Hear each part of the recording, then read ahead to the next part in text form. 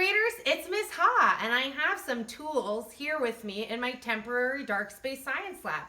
Today I have my large whiteboard that I'm going to record on, and I've got some tools that help me think about my senses.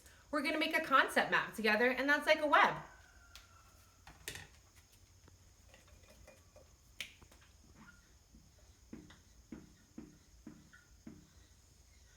Now, I'm curious, how many senses do you think that you have? 5? I know, I've mainly taught you 5, but scientists and more information they're releasing information about additional senses, and they're actually senses that we've already started exploring in our mind and body, and I'm excited to talk to you about them today. I'm going to use some big scientific words so you can just watch, or you can try and write them yourself on a whiteboard. It's up to you. I'm going to say them again and again, so don't worry if you don't get it the first time. Now, let's talk about our senses. We'll talk about our sight. We use our eyes to see, and that gives us a lot of information. That's one of the things we use to observe. And hope you thought about that with my binoculars, and I hope that you make some of your own. What are some other senses you can think of?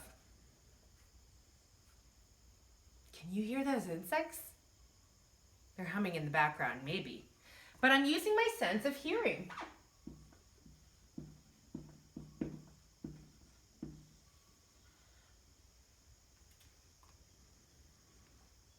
I bet they're coming out with technology where you can smell through the camera. That's one of our senses. Right now, you're using your sense of sight and hearing, right?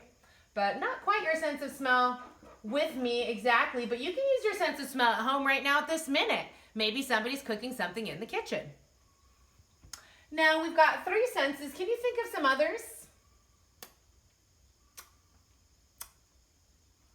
What's in your mouth? You've got your tongue, you've got your salivary glands, you've got your teeth. Yeah, we've got a sense of taste. And taste really helps us.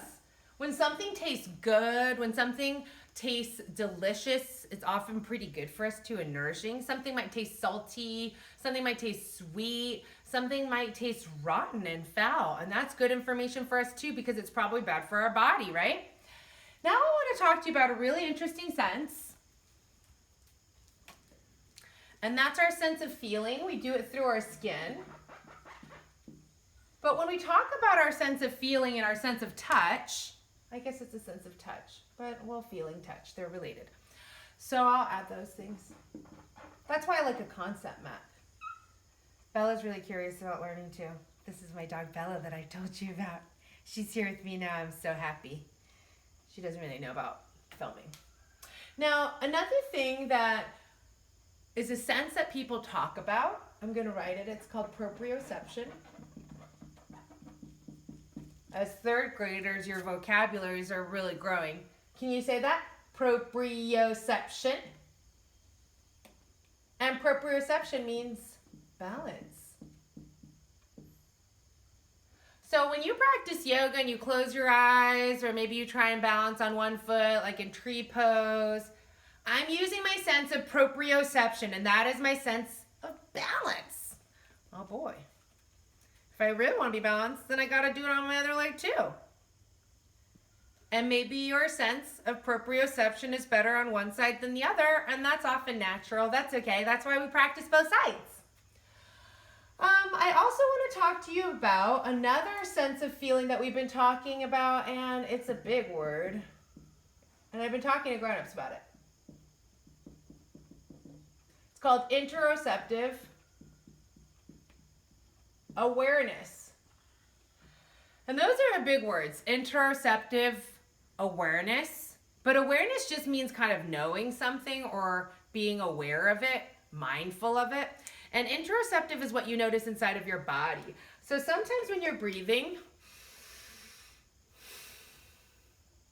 I ask you to notice your heartbeat or your pulse, or put your attention on your pulse. Or you visualize blood in your feet.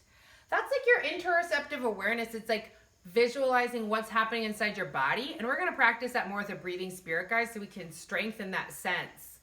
All of these senses we practice with, and we can actually get better with as scientists as we observe, and then we get more tuned into our bodies and our minds, and then we can be more creative together.